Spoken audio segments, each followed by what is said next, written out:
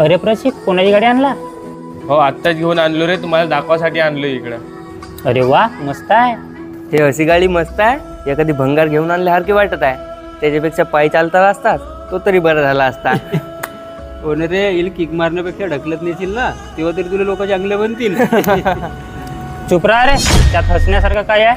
तुम्हाला माहीत तरी आहे का त्यानं किती मेहनतीनं गाडी घेतल्यानंतर? गेले 6 महिने कॉलेज सुटल्यावर पार्ट टाइम जॉब करत होता तो. स्वतःच्या गरजा साईडला ठेवून त्याने 1-1 रुपया जमा करून गाडी घेतलं आणि तुम्ही त्याची चेष्टा करत्या. बापाच्या पैशावर नवीन बुलेट घेणं सोपं असते रे, पण स्वतःच्या कमाईनं घेतलेली सायकलसुद्धा त्या बुलेटपेक्षा मोठी असते. आज त्यानं गाडी घेतलं, उद्या तो स्वतःच्या जीवावर मोठी गाडीसुद्धा घेईल. चल प्रशिक, आपण तुझ्या गाडीसाठी हार घ्यायला जाऊ.